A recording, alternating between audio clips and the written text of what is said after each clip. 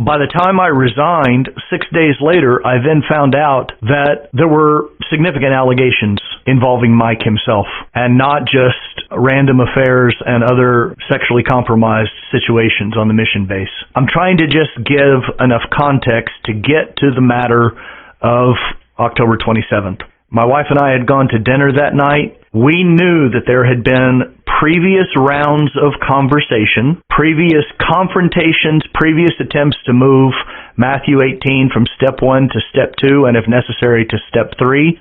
Step 2 had been resisted and thwarted and worked around. There had been more than one attempt.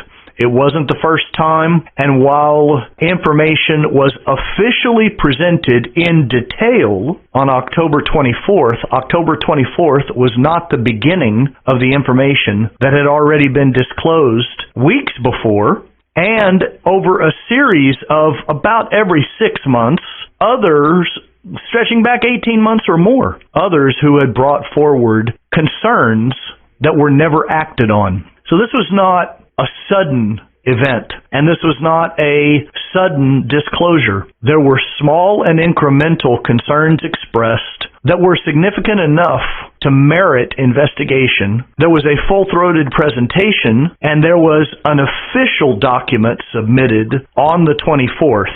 But the church service in question, that Friday, my wife and I had gone to dinner that night. I was no longer on staff, but I said, I think we need to go, because we were, fairly recently off staff, and I said, I want to hear how they explain this to the people. At that point, there was already a certain level of concern that there was going to be some obfuscation and minimization. I didn't feel comfortable with that. So we sat to the side, and I told my wife on the way there, I said, baseball analogy, tie goes to the runner. I wanted her to know in advance. I said, tie goes to the runner. If they come forward with a reasonable statement, then I'm just going to let it go. But I said, if it feels cloaked and vague and dismissive or incomplete to a certain degree that is not helpful or healthy, said, I'm not sure, but I may interrupt in the middle of things and challenge it. I wanted to bear witness to a truth that, though still in the process of being discovered and unfolding, was robust enough, detailed enough, complete enough, concerning enough that it merited a much more transparent and complete statement.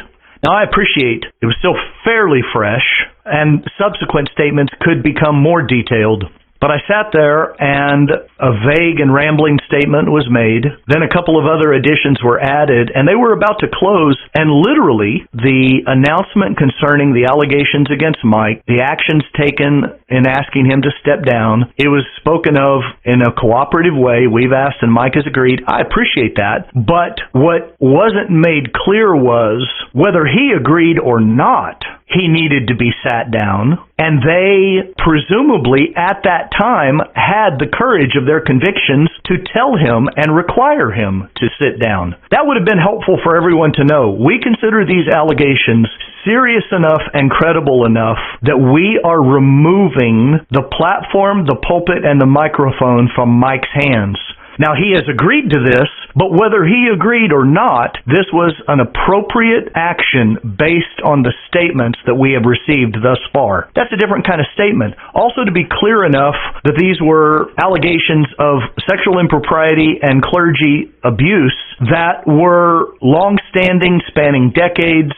A friend of mine, at the conclusion of that, texted and said, what is Mike being accused of? Unpaid parking tickets? It was quite vague, quite unhelpful. You could hear the buzz in the room, a gentleman sitting in the row immediately ahead of us when they were about to wrap up, with this being essentially the third bullet point of 3 announcements. They talked about the fall festival and something else, and oh yeah, by the way, this.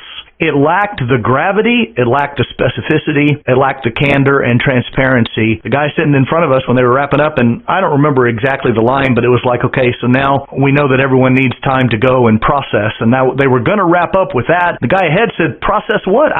He just mumbling under his breath, but we heard him, process what? I have no idea what you're talking about. And yet they were about to wrap up. So I stood up and I said, in a room full of witnesses, faithful witnesses, and knowing you men are faithful witnesses to the Lord, we can do better than this. And I want to hold us all to account and hold you to account that there is more to be said. This is not the kind of transparency that is going to produce trust.